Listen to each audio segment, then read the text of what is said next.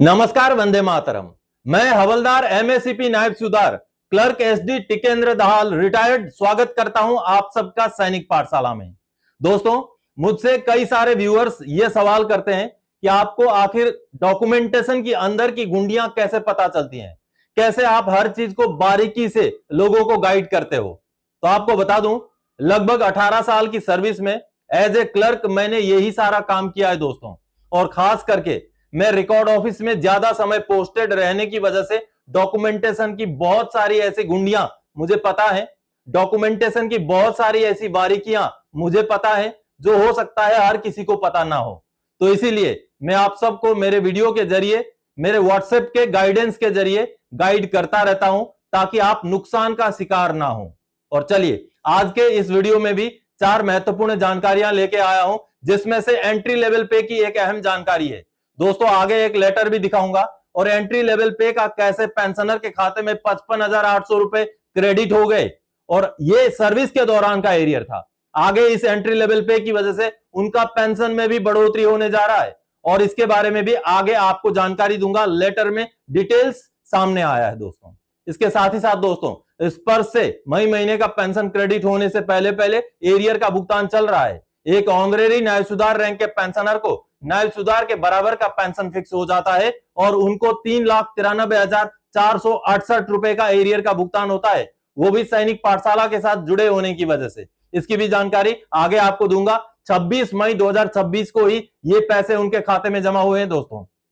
इसके साथ ही साथ आपको आगे जानकारी दूंगा फिटमेंट फैक्टर के बारे में। 8वां पे कमीशन का 4.38 फिटमेंट फैक्टर की मांग की गई है, लेकिन ये मांग खतरनाक है। क्यों खतरनाक है, आगे आपको समझाऊंगा दोस्तों। इसके साथ ही साथ 8वें पे कमीशन में अगली विजिट के बारे में जो है एक नोटिस जारी कर दिया गया है कि 8वां पे कमीशन आगे अब कौन से राज्य में विजिट करने वाला है, उसकी भी जानकारी हासिल करेंगे। तो चलिए अब आगे बढ़ते हैं दोस्तों। लेकिन आप सबको बता दूं, जो एंट्री लेवल पे वाली जानकारी है, इसको लेकर के जब तक इस वीडियो को पूरा ना देखें, कोई भी पर्सनली व्हाट्सएप में सवाल ना करें। आप वीडियोस पूरा देखते नहीं, ध्यान से देखते नहीं, और जो चीजें वीडियो में बताया गया है उसी को आप व्हाट्सएप में सवाल कर देते हैं। तो ऐसा ना करें, पहले ध्यान से देखें। चलिए अब आगे बढ़ते हैं जानकारियों की ओर। सबसे पहले पे कमीशन अब किस राज्य का दौरा करने वाली है, आ गया है अपडेट। जी हाँ, 8वें पे कमीशन ने एक नोटिस जारी किया है कि अब अगला दौरा कहां होने वाला है। चलिए पे कमीशन के वेबसाइट में देखते हैं। तो आप यहां पर 8वें पे कमीशन का ऑफिशियल वेबसाइट देख पा रहे हैं, जिसमें ये 26 मई का अपडेट आया है। इस 26 मई के अपडेट को अगर हम खोलेंगे तो यहां पर आपको एक नोटिस दिखाई देगा दोस्तों। ये देखिए, government of India ministry of finance 8 central pay commission का 26 मई 2026 का ये नोटिस है। और इस नोटिस में आप देख पा रहे हैं कि अब पे कमीशन अगला दौरा कहां का करने वाली है, उसका डिटेल्स दिया गया है नोटिस में। देखिए, the 8 central pay commission cell visiting Bhubaneswar Odisha on 6 to 7 July 2026, यानी कि 6 और 7 जुलाई को भुवनेश्वर के, ओडिशा के भुवनेश्वर में जो है विजिट करने वाली है 8वीं पे कमीशन। और इसको लेकर के आप अगर पे कमीशन के साथ मुलाकात करना चाहते हैं तो सबसे पहले तो आप अपने मेमोरेंडम को सबमिट करना पड़ेगा। आपको 8वें पे कमीशन के वेबसाइट में अपना मेमोरेंडम सबमिट करना पड़ेगा। उसके आगे फिर आपको ये जो लिंक दिया गया है, इस लिंक में जाकर के अपॉइंटमेंट लेना पड़ेगा। तो आप भी अगर ओडिशा के रहने वाले पेंशनर हैं, या किसी एसोसिएशन के मुरब्बी हैं, हेड हैं, या तो फिर किसी डिपार्टमेंट के आप ऑफिस बियरर हैं, तो आप पे कमीशन के साथ मुलाकात करने के लिए 6 या 7 जुलाई का जो है अपॉइंटमेंट ले सकते हैं। और ये पूरा कार्रवाई आपको 15 जून से पहले पहले कर लेना है दोस्तों। चलिए अब अगली जानकारी की ओर आगे बढ़ते हैं। और अगली जानकारी है दोस्तों, स्पर्श से मई के पेंशन से पहले खाते में आए 3,93,468 रुपए। पेंशनर में खुशी की लहर, ऑनरेरी नायब सूबेदार को मिला नायब सूबेदार का पेंशन। जी हाँ दोस्तों, सबसे पहले तो ये मैसेज देखिए, पेंशनर के खाते में पैसे आ चुके हैं 3,93,468 रुपए, और ये 26 मई 2026 को खाते में आए दोस्तों। ये पेंशनर कुछ ही दिनों पहले मेरे साथ जुड़े थे। इनका जब डॉक्यूमेंट पूरा चेक किया गया तो मैंने ये पाया कि ये 2006 के बाद के रिटायरी हैं। बेशक ये ऑनरेरी नायब सूबेदार रैंक के रिटायरी है, लेकिन 2006 के बाद के रिटायरी हैं। 24 साल से ज्यादा इनका सर्विस था, लेकिन इनको ऑनरेरी नायब सूबेदार का रैंक का पेंशन यानी कि 25,738 रुपए मिल रहा था। तो इनका पूरा डिटेल्स छानबीन करने के बाद इनको सीपी ग्राम्स में ग्रीवेंस डालने के लिए गाइड किया गया, पूरा अंग्रेजी वगैरह बना करके भेजा गया। उन्होंने सीपी ग्राम्स में सैनिक पाठशाला के सहयोग से ग्रीवेंस डाला। आगे ग्रीवेंस का रिमाइंडर्स डाले गए, मैंने खुद भी उनका एक रिमाइंडर डाला। उसके बाद जाकर के अब उनके खाते में 3,93,468 रुपए का भुगतान हो चुका है। तो पेंशनर के साथ व्हाट्सएप में जो मेरी मैसेजिंग हुई है उसको पहले देख लीजिए। दोस्तों, ये एक पेंशनर थे जो व्हाट्सएप के जरिए मेरे साथ अप्रैल 2026 में जुड़े। ये आप देख पा रहे हैं 4 अप्रैल 2026 का इनका पहला मैसेज है। इन्होंने अपना डिटेल्स बताया, फिर मैंने उनसे डॉक्यूमेंट मांगे तो उन्होंने सारे डॉक्यूमेंट्स अपने भेज दिए। फिर आगे पूरा डॉक्यूमेंट चेक करने के बाद इनको गाइड किया गया, इनको पूरा डिटेल्स बना करके लेटर वगैरह बना के भेजा गया। फिर उसके बाद कार्रवाई हुई और कार्रवाई होने के बाद अभी कल ही इन्होंने मैसेज किया। ये देखिए, कल इन्होंने मैसेज किया और मैसेज में इन्होंने ये वाला जो वॉइस मैसेज है ये वाला आपको सुनाना चाहूँगा। इन्होंने क्या कहा है। सर, जय हिंद। जो एमएससीपी के लिए आपने सीपी ग्राम के लिए मुझे बताया था और उसका रिमाइंडर एक बार आपने डाला था, उसका पैसा आज हमारे अकाउंट में करीब 3,93,468 रुपए आज अभी प्राप्त हुआ है। तो आप सबने देखा दोस्तों, यहां गौर करने वाली बात यह है कि ये 2006 के बाद के रिटायरी ऑनरेरी नायब सूबेदार थे। इनका 24 साल से ऊपर लेंथ ऑफ सर्विस था, जिस वजह से इनको एमएससीपी नायब सूबेदार के हिसाब से पेंशन लागू था, जो इनको दिलाया गया, मिल गया और एरियर भी इनको एक अच्छा खासा अमाउंट मिल गया। अब अगले महीने से उनका पेंशन बढ़ा हुआ यानी कि 26,825 रुपए के हिसाब से मिलना शुरू हो जाएगा। चलिए अब अगली जानकारी दोस्तों, डबल खुशखबरी, एंट्री लेवल पे का एरियर मिला 55,800। अब लेटर आया, डाटा करेक्शन के बाद स्पर्श से नया पीपीओ निकलेगा और पेंशन में होगी बढ़ोतरी। जी हां दोस्तों, एंट्री लेवल पे के बारे में आगे मैं आपको इस स्लाइड के जरिए समझाऊंगा कि किसको किसको एंट्री लेवल पे लागू है, किसको नहीं लागू है, कैसे चेक करना है, कार्रवाई क्या करना है। लेकिन इससे पहले एक लेटर आपको दिखाना चाहूंगा, उसको देखते हैं। चलिए दोस्तों, ये सामने आप पे अकाउंट ऑफिस द्वारा 11 मई 2026 को पेंशनर को लिखा गया एक लेटर देख पा रहे हैं, जिसमें एंट्री लेवल पे के बारे में एक बेहद ही अहम जानकारी दी गई है। ये लेटर श्री परमेश्वर सीताराम जी को भेजा गया था और उनका सीपी ग्राम्स का ग्रीवेंस का रिप्लाई में ये लेटर भेजा गया था। और इस लेटर के जरिए जो जानकारी पेंशनर को दी गई है, ये बेहद अहम जानकारी है जो आपके लिए भी अहम होने वाली है। The grievance submitted by the above individual has been examined in this office. It is intimated that the individual's basic pay has been revised from rupees 35,900 to rupees 73,000 on account of revision of entry pay level applicable to personnel enrolled prior to 1 जनवरी 2006।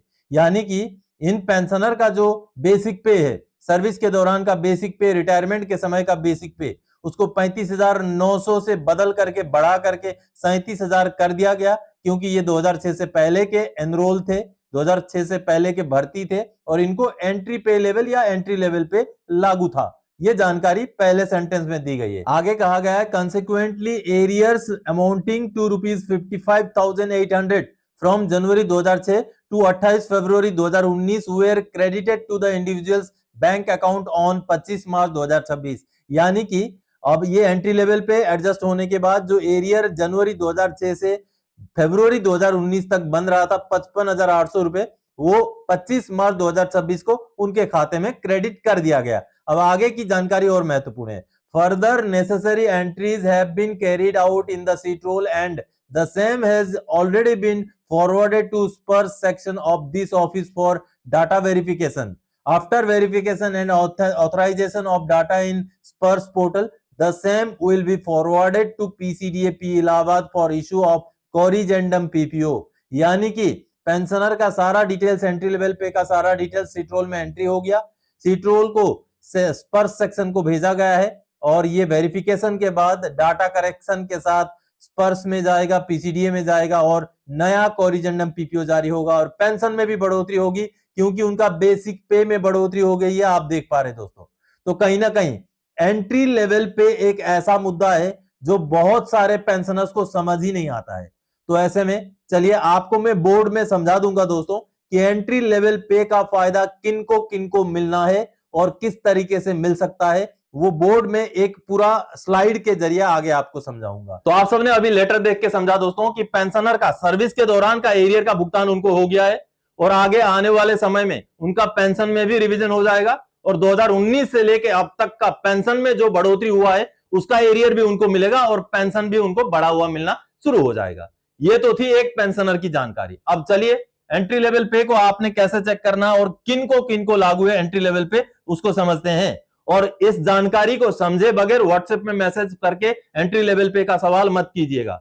हाँ, यहां पर जो समझाया गया वो समझ में ना आए तो अलग बात है, अदरवाइज पहले इस बात को जरूर समझने की कोशिश कीजिए कि किन को एंट्री लेवल पे लागू है। दोस्तों जैसे इसके नाम से ही ये एंट्री लेवल पे है, यानी कि एंट्री लेवल भर्ती होने का जो लेवल है उसका ये भुगतान है। चलिए ये एंट्री लेवल पे की जनवरी 2006 से लागू है, यानी कि छठा पे कमीशन से लागू है। तो इसमें से सिपाही हो, सेलर हो या एयरमैन हो, उनको लागू है और इनका भर्ती 1 जनवरी 2006 से पहले का होना चाहिए।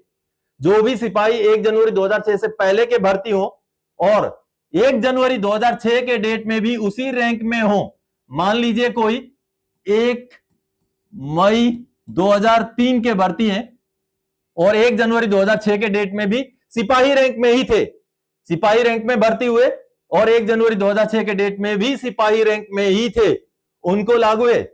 और जिनका बेसिक पे, यह सर्विस के दौरान का बेसिक पे की बात हो रही है, छठा पे कमीशन रिवीजन में जिनका बेसिक पे 6460 से कम में फिक्स हुआ हो, उनको लागू है एंट्री लेवल पे जो सिपाही के भर्ती हैं।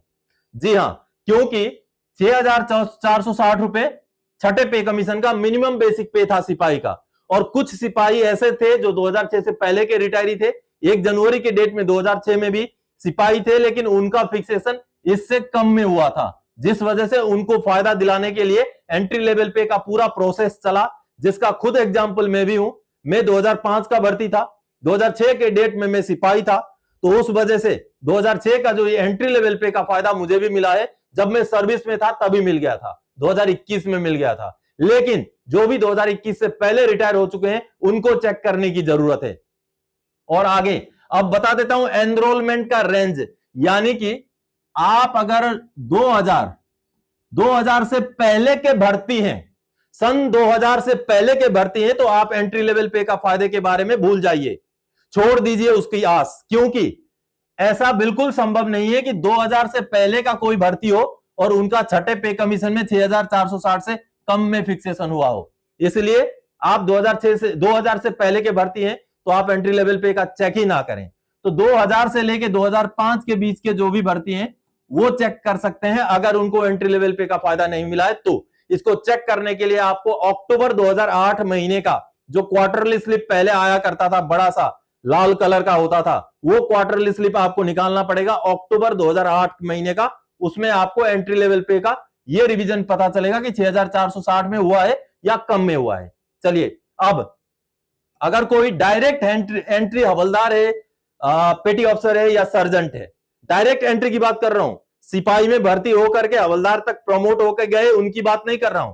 कोई डायरेक्ट एंट्री अगर हवलदार है और 1 जनवरी 2006 से पहले का भर्ती है, 1 जनवरी 2006 में भी हवलदार रैंक में ही था और उनका अगर बेसिक पे छठे पे कमीशन के दौरान 8560 से कम में हुआ है और जो 2000 से लेकर 2005 के बीच का भर्ती है, तो उनको डायरेक्ट एंट्री हवलदारों को भी एंट्री लेवल पे लागू हो सकती है। और अगला नायब सुधार या वारंट अफसर या सीपीओ जो डायरेक्ट एंट्री होते हैं, जैसे नायब सुधार में जो पंडित जी होते हैं, आरटी जेसीओज होते हैं, कैटरिंग जेसीओज होते हैं, ऐसे ही वो भी अगर 2006 से पहले के भर्ती हो, 1 जनवरी 2006 में नायब सुधार रैंक में हो और उनका फिक्सेशन छठा पे कमीशन में 9300 से कम में हुआ हो और उनका भी भर्ती का रेंज लगभग यही होगा, इससे पहले के अगर भर्ती है तो उनको मिलने के चांसेस ना के बराबर हैं। दोस्तों ये एंट्री लेवल पे है, आपको बहुत सारे बता देंगे कि नायक को भी मिलेगा, सूबेदार को भी मिलेगा, क्योंकि उनको जानकारी है नहीं। दोस्तों एंट्री लेवल पे मतलब जिस ग्रेड में आप एंट्री हुए हैं उसी ग्रेड में आप थे, लेकिन फिर भी आपका रिवीजन कम में हुआ, इसीलिए उसको एंट्री लेवल पे कहा जाता है। और ये है पूरा उसका डिटेल्स, आप भी चेक कर सकते हैं। अक्टूबर 2008 वाला क्वार्टरली स्लिप आप निकालिए, चेक कीजिए। आप अगर इस क्राइटेरिया में आते हैं तो चेक करें, नहीं रिवीजन हुआ है तो आपको भी लागू है। चलिए अब चलते हैं अगली जानकारी की ओर। और अगली जानकारी है दोस्तों, एक मांग जो मैक्सिमम 4.38 तक फिटमेंट फैक्टर की है, मगर ये खतरनाक है, 7वें वेतन आयोग में हुआ है ये। जी हां दोस्तों, 7वें वेतन आयोग में जो कर्मचारी थे उनका फिटमेंट फैक्टर अलग अलग दिया गया था, ये रक्षा मंत्रालय ने बकायदा अपने लेटर में भी एक्सेप्ट किया था। ये सामने लेटर देखिए, इस लेटर के जरिए ये एक्सेप्टेंस किया गया था कि 2.57 से ऊपर 2.81 तक का फिटमेंट फैक्टर अलग अलग पे लेवल को दिया गया था। अब ऐसा ही एक मांग जो है पे कमीशन के सामने रखी गई है, और ये एक खतरनाक मांग है, क्योंकि नीचे लेवल के कर्मचारियों को अगर कम फिटमेंट फैक्टर दिया गया और ऊपर लेवल वालों को ज्यादा फिटमेंट फैक्टर दिया गया तो कहीं ना कहीं व्यवधान बढ़ जाएगा। चलिए एक रिपोर्ट देखते हैं। दोस्तों, आप ये जागरण बिजनेस की खबर देख पा रहे हैं, और ये खबर है 26 मई 2026 की खबर। 8 पे कमीशन से IRTSA ने कर दी सबसे बड़ी डिमांड, 4.38 तक चाहिए फिटमेंट फैक्टर, हर लेवल के लिए अलग अलग। दोस्तों, फिटमेंट फैक्टर की ऊपर लेवल की मांग तो ठीक है, सबसे हाईएस्ट अभी तक की मांग है ये 4.38 फिटमेंट फैक्टर की, लेकिन कहीं ना कहीं ये खतरनाक मांग है। और क्यों मैं ऐसे बोल रहा हूं, Indian railways technical supervisors association ने ये मांग भेजी है, और कहीं इस मांग पर अगर कंसिडरेशन हो जाता है तो नीचे लेवल के जो कर्मचारी होंगे उनको नुकसान हो जाएगा, क्योंकि ये मांग को थोड़ा सा गहराई से देखना और थोड़ा सा सीरियसली लेना इसलिए जरूरी है कि हूबहू ऐसी ही जो स्थिति 7वें पे कमीशन में हुई थी, और बकायदा 7वें पे कमीशन में तो मांग नहीं बल्कि लागू भी किया गया था। जी हां, 7वें पे कमीशन के रिकमेंडेशन को लागू करते हुए ऊपर लेवल के कर्मचारियों को ऊपर लेवल का फिटमेंट फैक्टर, नीचे लेवल के कर्मचारियों को नीचे लेवल का फिटमेंट फैक्टर दिया गया था। इस वजह से इस मांग को मैं खतरनाक बोल रहा हूं। जी हां, आप देख पा रहे हैं 8वां पे कमीशन का जो प्रपोजल दिया गया है जो IRTSA की तरफ से, वो खतरनाक है। देखिए, फिटमेंट फैक्टर 2.92 से शुरू किया गया है नीचे लेवल के कर्मचारी के लिए, और ऊपर 4.38 तक ले जाया गया है। इसका डिटेल्स आपको लिस्ट दिखाता हूं। ये देखिए, 1 से 5 लेवल तक के लिए फिटमेंट फैक्टर 2.92, लेवल 6 से 8 तक के लिए फिटमेंट फैक्टर 3.50, लेवल 9 से 12 तक के लिए 3.80, 13 से 16 तक के लिए 4.09, और 17 और 18 लेवल के लिए 4.38 का फिटमेंट फैक्टर की मांग की गई है। ये मांग मैक्सिमम फिटमेंट फैक्टर के आंकड़े को देखें तो ठीक है, लेकिन ये जो व्यवधान अलग अलग लेवल के लिए अलग अलग फिटमेंट फैक्टर की मांग की गई है, इसका कतई भी समर्थन नहीं होना चाहिए। अगर व्यवधान बढ़ गया तो कहीं ना कहीं सामाजिक जो सामंजस्य है उसमें उथल पुथल हो सकती है, ज्यादा डिफरेंस हो जाएगी। ज्यादा डिफरेंस नहीं होना चाहिए, सभी के लिए एक यूनिफॉर्म फिटमेंट फैक्टर होना चाहिए। ये मेरी राय है, आप क्या समझते हैं, आपकी क्या राय है, जरूर कमेंट करके बताइएगा दोस्तों। तो दोस्तों, आज के इस वीडियो में इन्हीं जानकारियों के साथ आया था। आने वाले समय में और कोई जानकारीदायक आपसे सरोकार रखने वाला विषय लेके मैं फिर से हाजिर हो जाऊंगा। तब तक के लिए जय हिंद दोस्तों।